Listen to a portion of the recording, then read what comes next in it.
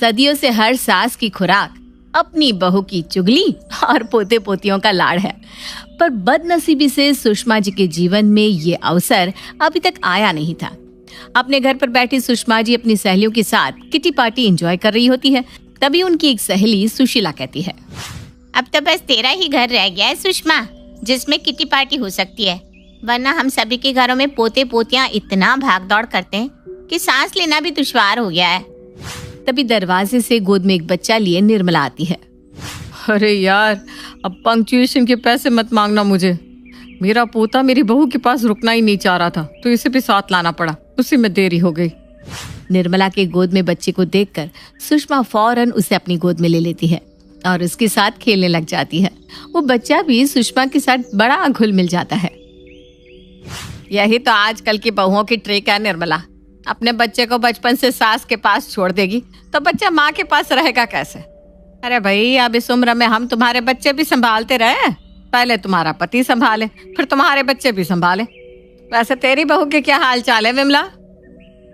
बस वही 10 बजे उठना और उठते ही अपनी माँ को कॉल कर ससुराल वालों की चुगली करना।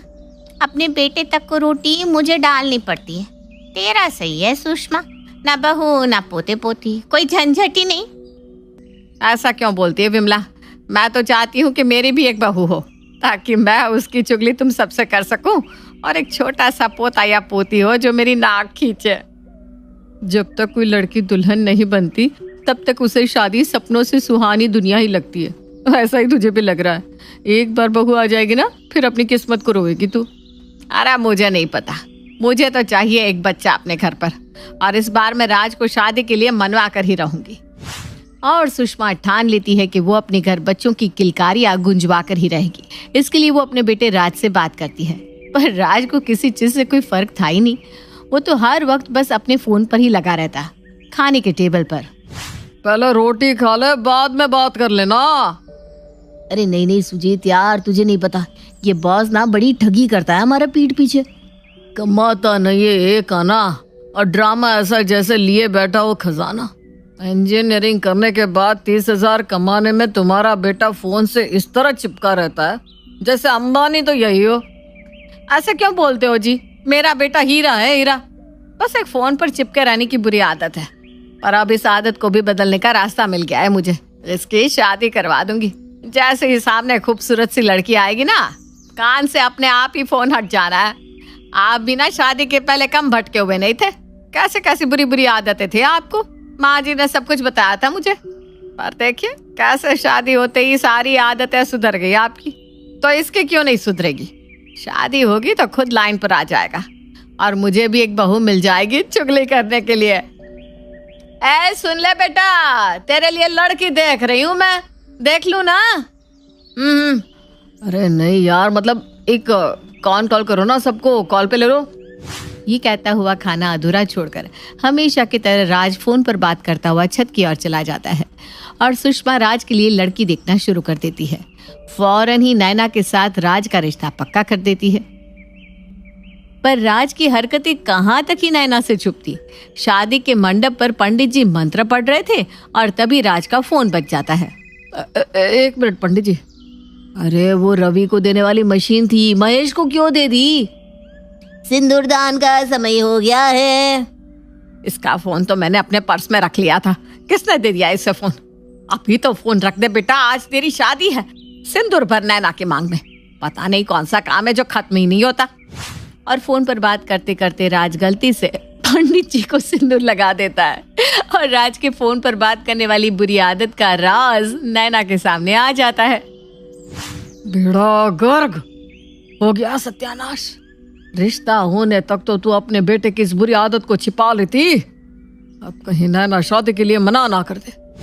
पर नैना शादी से पीछे नहीं हटती और अच्छी तरह से शादी संपन्न हो जाती है। जिस वाक़े को नैना एक कोइंसिडेंस समझती है, वो तो इससे कुछ ज्यादा ही था। विदाई से लेकर गृह प्रवेश तक राज के कान पर तो उसका फोन लगा ही रहता।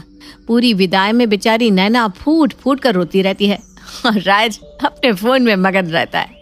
और फिर आती है सुहाग रात की बारी। नई नवेली दुल्हन की तरह सजी हुई नैना बिस्तर पर अपने पति का इंतजार कर रही होती है कि कब राज आएगा और कब उसका घूंघट हटाएगा। और राज आता भी है। पर जैसे ही राज नैना के चेहरे से घूंघट हटाने जाता है, ट्रिंग ट्रिंग उसका फोन बज जाता है। ये प्रफुल्ल क्यों फोन कर रहा है? लगता है फिर से कोई गड़बड़ हो गई है। और फोन पर बात करते करते राज कमरे से बाहर चला जाता है। ये क्या बात हुई? पहले फोन पर बात करते करते पंडित जी की मांग भर दी, मेरी विदाई पर इन्होंने मेरी तरफ एक बार भी देखा नहीं, और अब सुहाग रात में मुझे अकेला छोड़कर चले गए। कौन सा पति अपनी पत्नी के साथ ऐसा करता है? नैना फौरन अपनी सास के पास जाती है और उन्हें इस बारे में बताती है। क्या वो आज के दिन भी कमरे से बाहर निकल गया? ए भगवान, मुझे लगा था शादी के बाद इस लड़के की फोन में घुसे रहने की आदत में सुधार आ जाएगा, पर ये तो वैसा का वैसा ही रहा। ऐसे तो कैसे देखूंगी मैं पोते पोतियों का मुंह? उसके लिए इन्हें मेरा भी तो मुंह देखना पड़ेगा मम्मी जी, जो मुझे तो लग नहीं रहा कि ये देखेंगे। ये कहाँ फंस गई मैं? अगर मुझे पहले पता होता कि यहाँ मेरी साथ पहले से तैयार है तो मैं कभी इस रिश्ते में नहीं पड़ती। अरे कैसे ध्यान नहीं देगा तुझ पर? तू अपना जादू चला बेटा, सब कुछ छोड़ छाड़ कर तेरे पास आ जाएगा। पर सुबह 4 बजे तक राज फोन पर ही बात करता रहता है और 7 बजे ऑफिस निकल जाता है। नैना अपनी माँ को कॉल कर इस बारे में बताती है। क्या? मुझे तो मंडप पर ही कुछ गड़बड़ी लग रही थी, पर तूने कुछ कहा नहीं तो हमने भी जाने दिया। तू 2-4 दिन और देख ले बेटा। और हाँ, राज जी का फोन चेक करते रहना, कहीं कोई लड़की का चक्कर तो नहीं है। एक मौका देखकर उससे बैठकर बात कर, और उसके बाद भी राज जी के बर्ताव में सुधार नहीं आया तो फट से मुझे या तेरे पापा को कॉल कर देना, हम फौरन तुझे लेने आ जाएंगे। मुझे तो अब लग रहा है कि पहले से ही उनके जीवन में कोई होगी, वरना शादी की पहली रात कौन सा आदमी अपनी पत्नी को छोड़कर फोन में घुसा रहता है? मैं कहाँ जाऊँ मम्मी? अरे नहीं बेटा, रो मत, तेरा घर पड़ा है, टेंशन मत ले। जमाना बदल गया है, ऐसी कोई बात निकली तो हम तेरी दूसरी शादी करवा देंगे, तुझे वहाँ मरने थोड़ी ना छोड़ देंगे। और शादी में जो खर्चे हुए हैं वो तो मैं तेरे सास ससुर से निकलवा ही लूंगी। 10 बातें सुनाऊंगी सो अलग। अपनी माँ की बात मानकर नैना एक अच्छी पत्नी की तरह ही राज से पेश आती है और उसे खाना परोस कर देती है। पर रात को कमरे में आने के वक्त राज फोन पर बात करते करते छत पर चला जाता है। पर इस बार नैना शांत नहीं बैठती, वो चिपके से राज के पीछे पीछे छत पर चली जाती है, जहाँ वो देखती है कि राज छत पर पहुंचते ही फोन अपने पॉकेट में रखकर बिस्तर लगाकर सो जाता है। ये क्या था? ये तो छत पर आकर सो गए। कहीं इनकी गर्लफ्रेंड ने इन्हें मुझसे दूर रहने को तो नहीं कहा? अब तो मुझे पक्का विश्वास हो गया है कि इनके जीवन में कोई है। सत्यानाश हो जाए उस डायन का जिसने मेरी शादीशुदा जिंदगी बर्बाद की। अभी इनका फोन चेक करती हूँ, सब दूध का दूध पानी का पानी हो जाएगा। नैना राज का फोन उठाती है और उसके फोन को चेक करने लग जाती है। वो देखती है कि उसके फोन में कोई रिसेंट कॉल थी ही नहीं। एक कॉल लगा था, वो तो नत्थू हलवाई का था, जिसे देखकर नैना को कुछ समझ में नहीं आता। तो फिर ये फोन पर बातें करने का नाटक क्यों करते हैं? ये ऑफिस भी जाते हैं या नहीं? अब तो मुझे इनका पीछा करना होगा। अगली सुबह नैना चुपके से राज का पीछा करती है और उसका पीछा करते करते वो हलवाई की दुकान तक पहुंच जाती है। अंदर जाकर नेहा देखती है कि राज हलवाई की दुकान पर भजिए तल रहा है। आप एक हलवाई हैं? ये सब क्या है? आप लोगों ने मुझसे झूठ बोलकर शादी की? नैना, मैं तो तुम्हें कब से इस बारे में बताना चाहता था, पर शादी से पहले मम्मी ने मेरी तुमसे एक भी मीटिंग नहीं होने दी, क्योंकि उन्हें लगा कि मेरे इस फोन पर बात करने की आदत के बारे में तुम्हें पता चल जाएगा।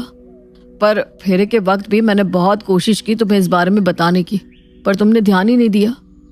सच्चाई ये है कि इंजीनियरिंग की डिग्री कंप्लीट करने के बाद भी मेरी नौकरी कहीं लग नहीं रही थी। हर वक्त सभी मुझे ताने दे रहे थे कि नल्ला है ये। इसीलिए मैंने एक हाई स्टैंडर्ड सेट करने के लिए हर वक्त लोगों के सामने फ़ोन पर बात करने का ड्रामा शुरू कर दिया, टू शो कि मैं कितना बिजी हूँ, जिस कारण कोई मुझसे कुछ सवाल जवाब ही ना कर पाए। फिर काम ढूंढते ढूंढते मुझे नत्थू हलवाई के पास काम मिला तो मैंने ज्वाइन कर लिया। मैं ऑफिस के कपड़े पहनकर घर से निकलता हूँ, पर आता यहाँ हूँ, और यही मेरी सच्चाई है। अब देखो, तुम्हें मुझे छोड़कर जाना है तो तुम जा सकती हो।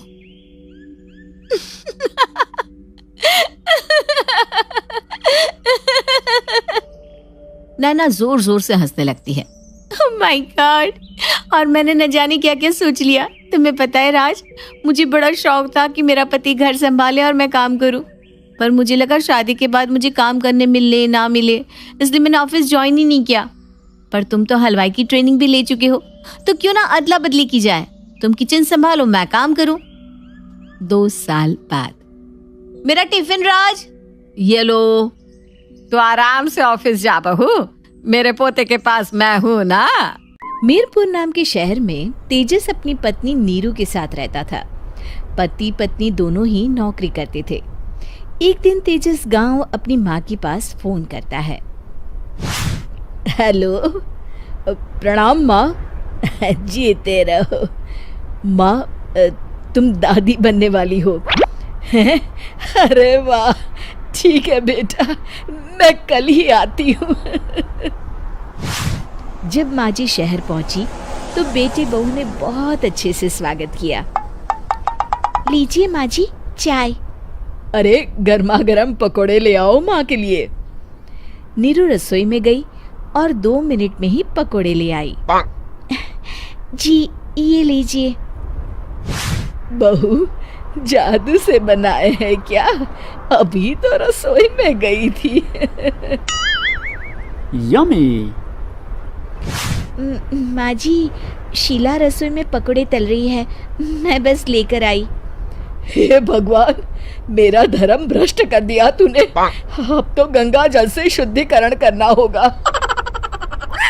दूसरे दिन, माँ जी मैंने नाश्ता बना दिया है, ऑफिस जा रही हूँ।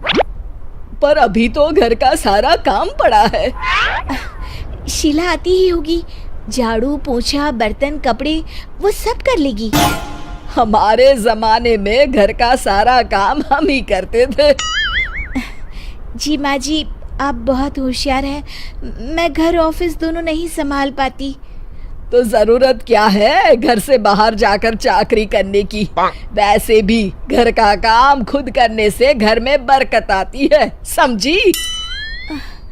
पर माँ जी।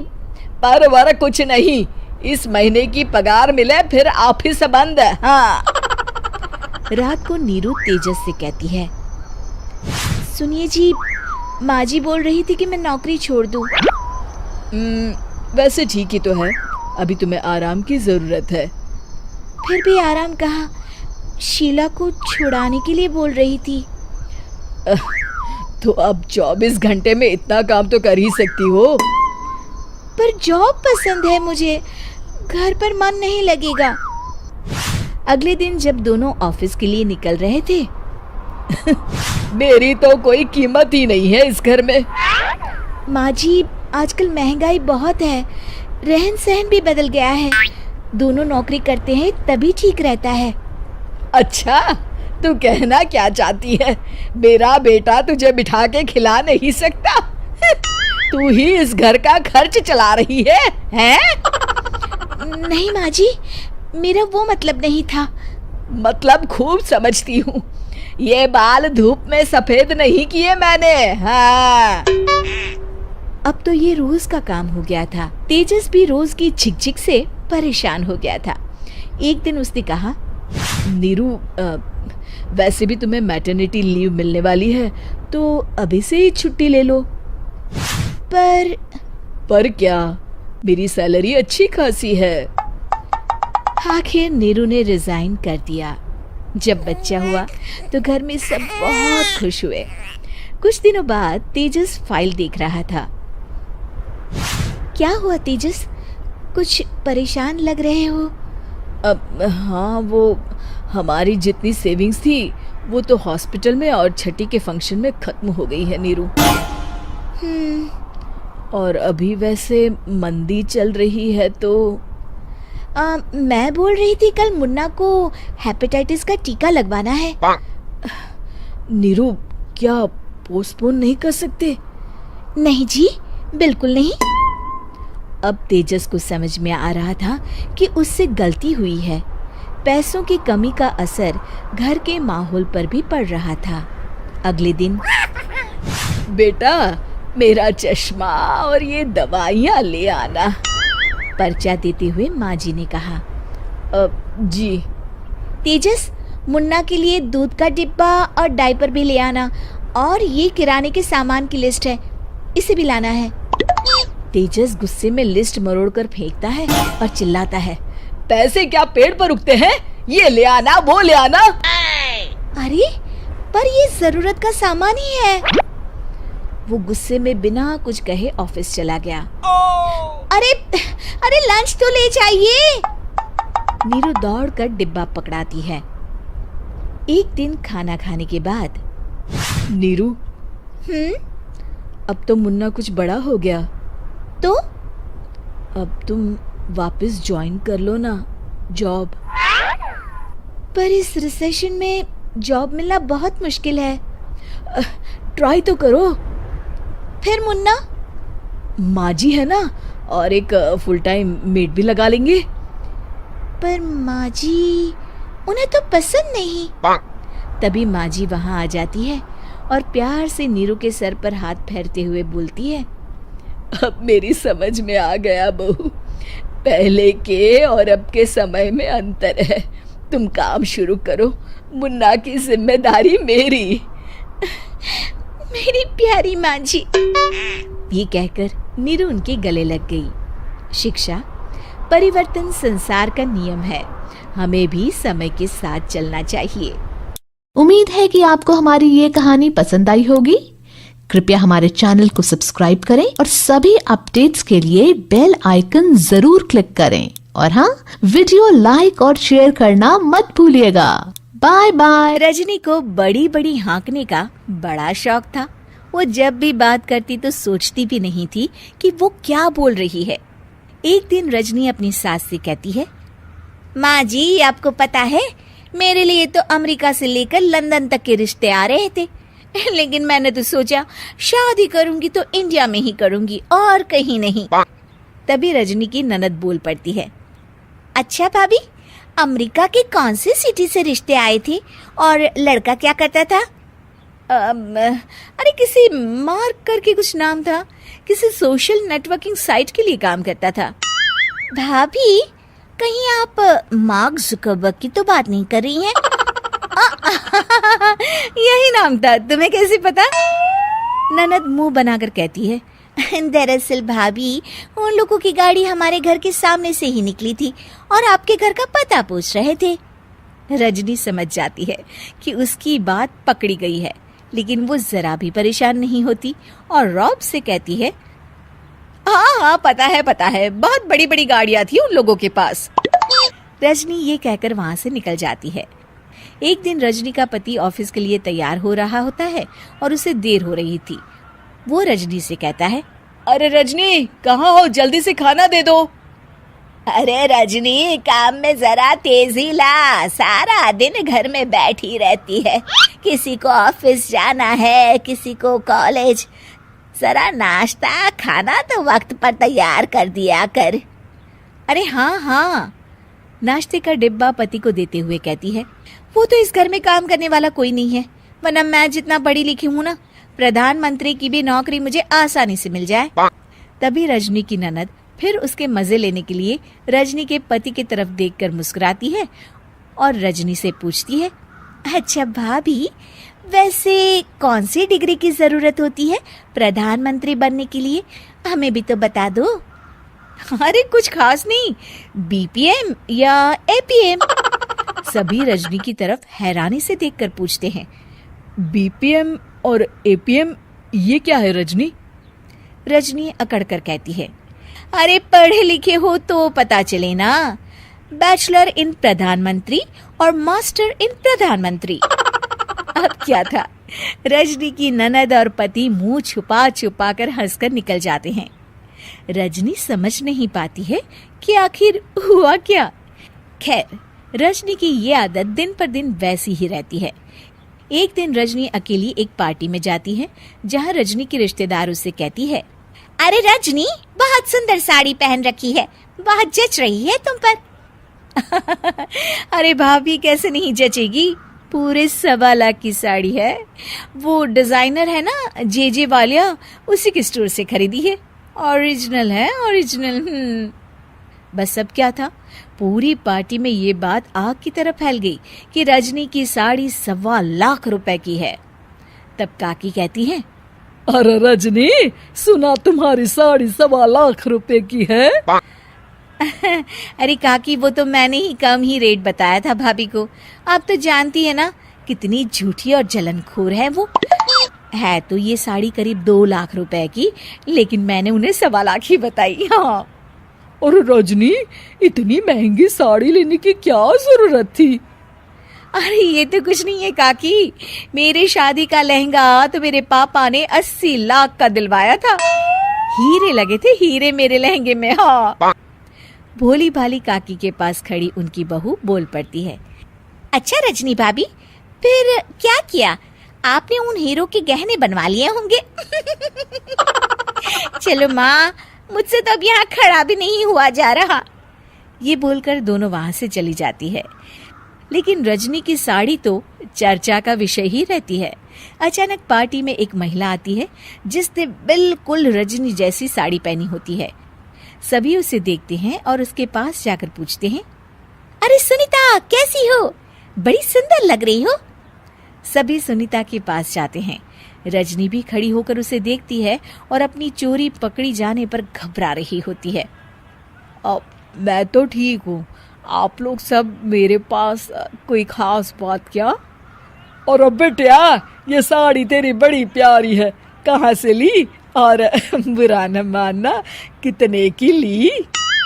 अरे काकी, अब तो बड़ी है, आपकी बात का क्या बुरा मानना। ये साड़ी ना चुन्नू वाले से 1500 की ली है। ऐसी पूरे दुकान में सिर्फ 2 ही साड़ी थी, एक मैंने ले ली और एक रजनी भाभी ने। तभी सुनीता की नजर रजनी पर पड़ती है। अरे रजनी भाभी, आपने भी वही साड़ी पहनी है। फोन पर बात कर लेती तो मैं कुछ और पहनाती। अब क्या था, रजनी की तरफ सारे रिश्तेदार देखने लगते हैं और रजनी वहां से सर पट निकल जाती है। वो मन में सोचती है कि अब मैं कभी हाँकने वाली बात नहीं किया करूंगी। बहू, ये देखो, सोफा के नीचे कचरा है, वहां भी झाड़ू लगा दो। वो क्या है ना सासू माँ, मैंने अपने घर में कभी झाड़ू पोछा किया ही नहीं। अच्छा।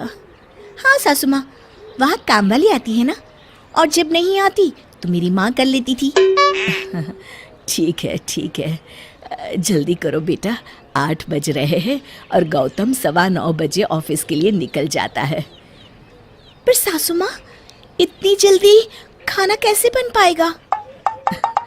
मैं जाकर कुछ तैयारी करती हूँ, तुम भी जल्दी से काम निपटा कर आ जाना। जब विधि नहाकर रसोई घर में पहुंची, बताइए माँ जी, मैं क्या करूँ?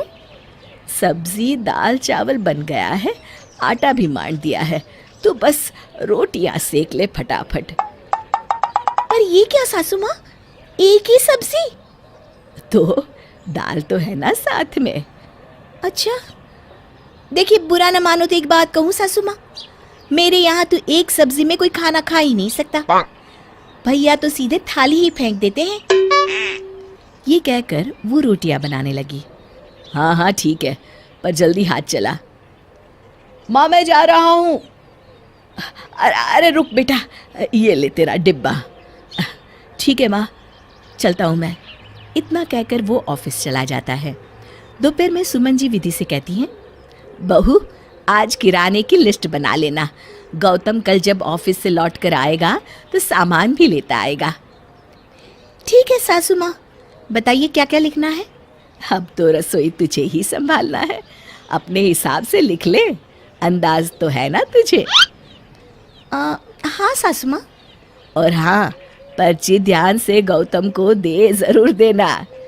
जी ठीक है। दूसरे दिन टिफिन के साथ विधि एक कागज भी देती है। ये लिस्ट जाते समय किराने वाले को देते जाइएगा और शाम को सामान ले आइएगा। अच्छा ठीक है। जब शाम को गौतम लौट कर आया तो बहुत गुस्से में था। माँ, क्या हुआ बेटा, बड़े गुस्से में लग रहा है। ये कैसा किराने का सामान लिखा था माँ? हर बार 5-6 हजार के अंदर आ जाता था और इस बार 15,000 हैं? 15,000? लिस्ट तो दिखा भला। आटा 20 किलो, दाल 5 किलो, चावल 10 किलो, काजू 1 किलो, बादाम 1 किलो, पिस्ता 1 किलो, देसी घी 5 किलो, लाइजोल 1 लीटर। बहू, कहीं पर्चा बदल तो नहीं गया? नहीं सासू माँ, ये मैंने ही लिखा है। इतना सामान तो किसी प्रोग्राम में आता है बेटा। सासू माँ, तो फिर लिस्ट आपको ही बनानी चाहिए थी। हमारे मायके में तो किराने का सामान ऐसे ही आता है। चुप, बिल्कुल चुप। अब एक शब्द भी नहीं सुनूंगा। मुझे पता है तेरे मायके वाले कितने रईस है। विधि गुस्से में कमरे में चली गई। ये क्या किया बेटा तूने? रुला दिया उसे। माँ, तुमने बातें नहीं सुनी उसकी? अभी उसमें बचपना है, पर तुम तो समझदार हो ना। अरे माँ, तुम भी। जा, अब हाथ मुंह धो ले, मैं चाय बनाती हूँ। इसी तरह दिन बीतने लगे, पर विधि की शेखी मारने की आदत ना गई। लेकिन गौतम का इस आदत पर चिढ़ना बढ़ गया। एक दिन सुमन जी उसके लिए साड़ी लेकर आई। बहू, ये साड़ी लो। अरे वाह, तुम दीपावली पर इसी साड़ी को पहनना। हरा रंग तुम्हारे ऊपर बहुत अच्छा लगता है। सासू माँ, पिछले साल सेम ऐसी ही साड़ी मेरी माँ ने बर्तन वाली और झाड़ू पोछा वाली को दी थी। ये सुनकर गौतम को बहुत गुस्सा आया। वो कुछ बोलने ही वाला था कि सुमन जी ने उसे इशारे से चुप रहने को कहा। अगली सुबह गौतम ऑफिस के लिए तैयार होकर बोला, माँ, टिफिन बना।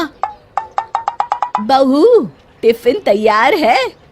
हाँ, बस हलवा रखना बाकी है। जल्दी कर बहू, ला हलवा मैं रख देती हूँ। सासू माँ, ऐसा हलवा तो मेरे घर में किसी के गले से ना उतरे। हम लोगों को तो एकदम घी में तर हलवा पसंद है। आज गौतम के सब्र का बांध टूट ही गया। वो अंदर गया और हाथ में एक सूटकेस लेकर वापस लौटा। विधि, विधि! जी कहिए। चलो। कहाँ? तुम्हारे मायके। क्यों? वहीं रहो और दूध घी खाओ। जब तुम्हारा पेट भर जाए तब आ जाना, समझी? अरे बेटा सुन तो। नहीं माँ, मैं नहीं झेल सकता। ये कहकर उसने विधि का हाथ पकड़ा और लगभग घसीटते हुए उसे मायके छोड़ आया। कुछ दिन बाद सुमन जी ने कहा, बेटा तू तो ऑफिस में रहता है और मैं पूरे दिन घर में अकेली रहती हूँ और इसीलिए खाली घर खाने को दौड़ता है।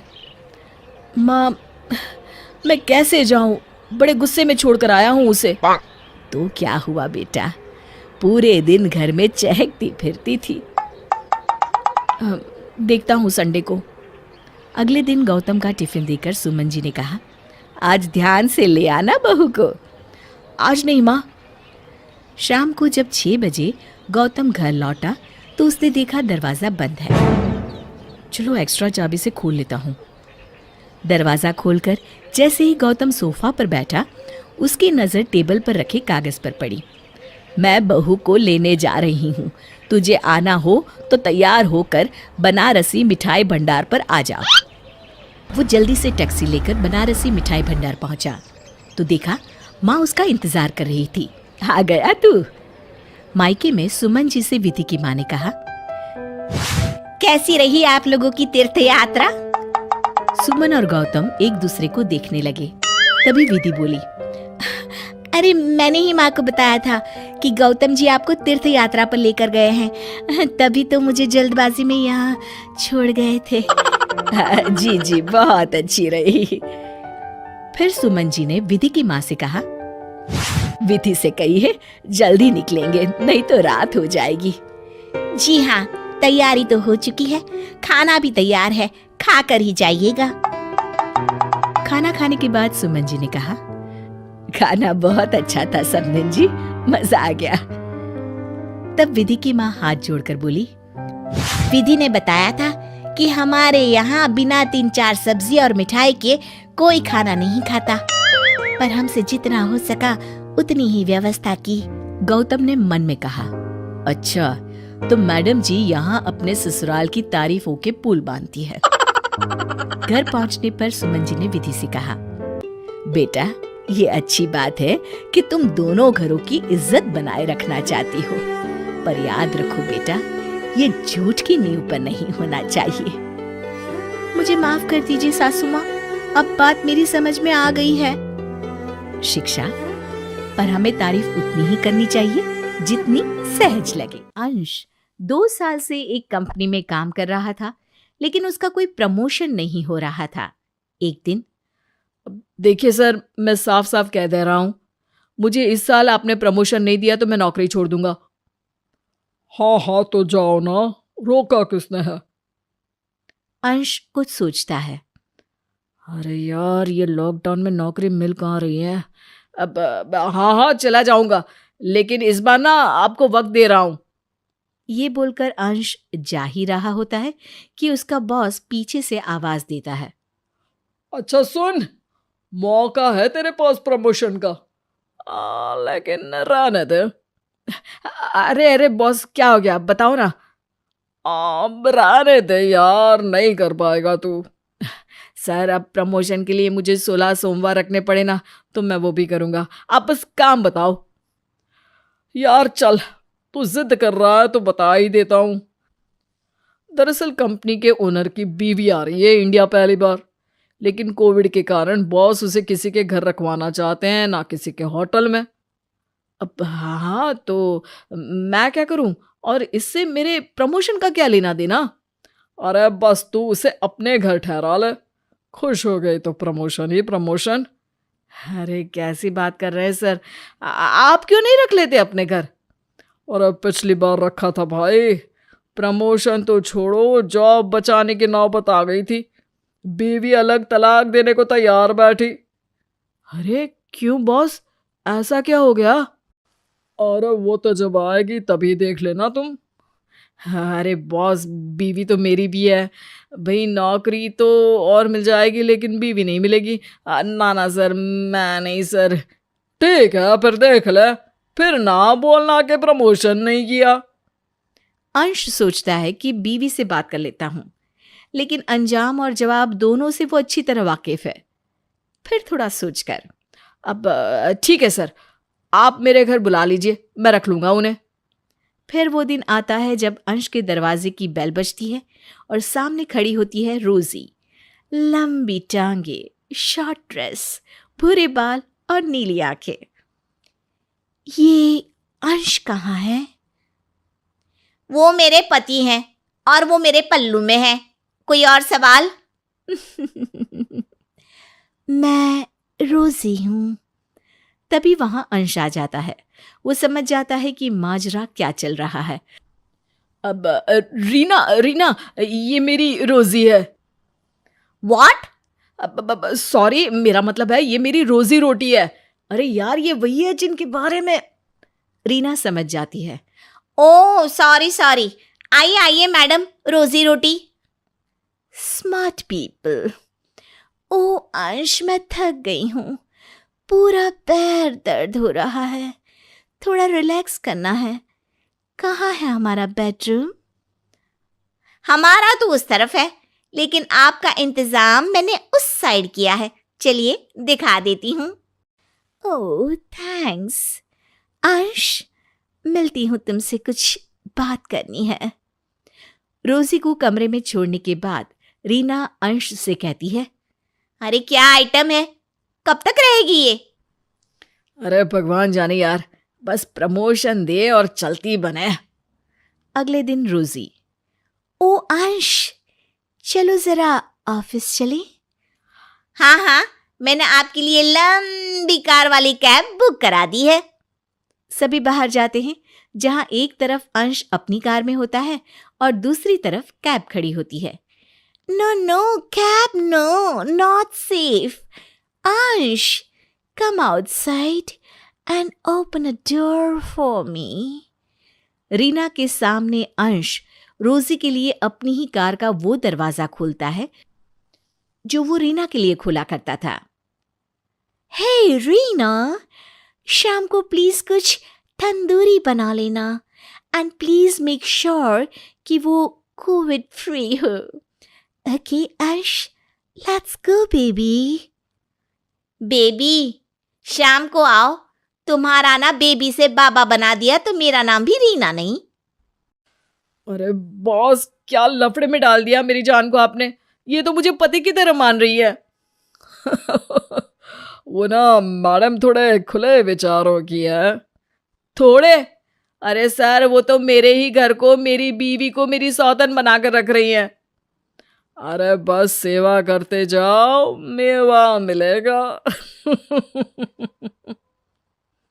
अंश शाम को रोजी को लेकर घर जाता है, जहां बीवी चैनल पर खूब सारे तंदूरी पकवान के साथ इंतजार करती है। आइए आइए, खाना तैयार है, जल्दी से आ जाइए। रोजी थोड़ी देर में चेंज करके आती है। हे अंश, म्यूजिक ऑन करो, मुझे डांस करने का मन है। और फिर वो अंश के साथ डांस करने लगती है। रीना ये सब देखकर जलन के मारे लाल पीली हो जाती है। अगली सुबह रीना कमरे में सामान पैक करके खड़ी होती है। अरे रीना, ये सब क्या है? क्या है क्या? पता नहीं है कि ये सामान है जो पैक है? मैं चली अपनी मम्मी के घर। अरे लेकिन सुनो तो, बात तो करते हैं। बात तो अब तुम करना, वो भी मेरे वकील से। वकील से? अरे क्या बकवास कर रही हो? हाँ, कल जो चिपक चिपक के नाच रहे थे ना, वो तो कल मेरा उपवास था तो मैं ज्यादा बोल नहीं सकी, इसलिए तुम्हारी क्लास नहीं ली। लेकिन अब तुम देखो कैसे कैसे मजा चखाती हूं मैं। ये बोलकर रीना सामान लेकर नीचे उतर जाती है और सीधे ड्राइंग रूम में रुककर कैब बुक कराने के लिए फोन उठाती है कि सामने रोजी आ जाती है। हे रीना, इतनी सुंदर लग रही हो, कहीं जा रही हो क्या? हाँ मैडम, वो रीना को किसी जरूरी काम के लिए मायके जाना पड़ रहा है तो। रीना अंश की तरफ घूर कर देखती है। तभी रोजी बोलती है, हे अंश, अच्छा ही है कि तुम्हारी बीवी जा रही है, क्योंकि अब मैं चाहती हूं कि मैं तुम्हें तुम्हारी लाइफ की सबसे बड़ी खुशी दूं। लेकिन अगर रीना जा रही है तो? हैं? ना, मैं कहीं नहीं जा रही हूं, क्योंकि इनकी लाइफ की खुशी को देने का हक तो मेरा ही है ना। ये हक का मतलब क्या होता है? हिंदी थोड़ी वीक है मेरी। वेल, हिंदी की क्लास कभी और सही।